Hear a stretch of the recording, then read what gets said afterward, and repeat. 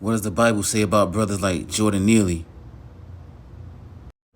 First thing we got to remind ourselves, why are we here in America in the position that we're in? This is Deuteronomy chapter 28, verse 48. Therefore shalt thou serve thine enemies, which the Lord shall send against thee, which is the conquistadors, the Spanish, the French, the British, the Spanish Inquisition, in hunger and in thirst and in nakedness and in want of all things, and he shall put a yoke of iron upon thy neck until he have destroyed thee.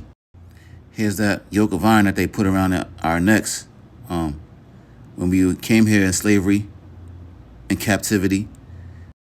The Bible tells you how to conduct yourself in the land of your enemies, because it says in 1 Peter 5:7, be sober, be vigilant, because your adversary, the devil, as a roaring lion, walketh about, seeking whom he may devour. So brothers like Jordan Neely get devoured. The Bible's telling you how to avoid that.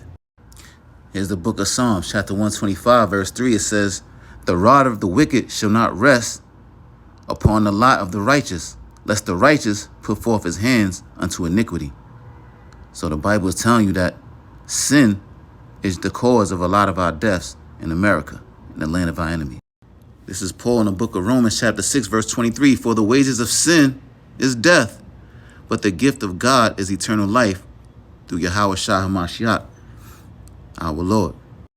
So if we continue to sin in a land where we were brought captive by slave ships and colonized in, we can't expect any justice here. This is Zechariah 11:4. It says, thus saith the Lord, my God, feed the flock of the slaughter, whose possessors slay them. Who's the possessors? The European nations that came together under the Roman Catholic Church in 1453 during the Renaissance period. It says, whose possessors slay them and hold themselves not guilty. And they that sell them say, blessed be the Lord. So they sold us into slavery and they said they're blessed. It says, for I am rich. This is the richest country in the world.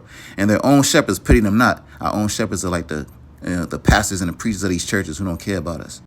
So what's the conclusion if you're black or Hispanic or Native American in America, in the land of our captivity?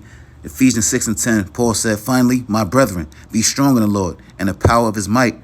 Put on the whole armor of God, that ye may be able to stand the wiles of the devil. The armor is righteousness. For we wrestle not against flesh and blood, but against principalities, against powers, against the rulers of the darkness of this world, against spiritual wickedness in high places. Wherefore take unto you the whole armor, again, which is righteousness of God, that ye may be able to withstand in the evil day, and having done all to stand. Stand therefore, having your loins girt about with truth, which is the law, and having on a breastplate of righteousness. Deuteronomy 6:25, and it shall be our righteousness if we observe to do all these commandments before the Lord our God. Shalom.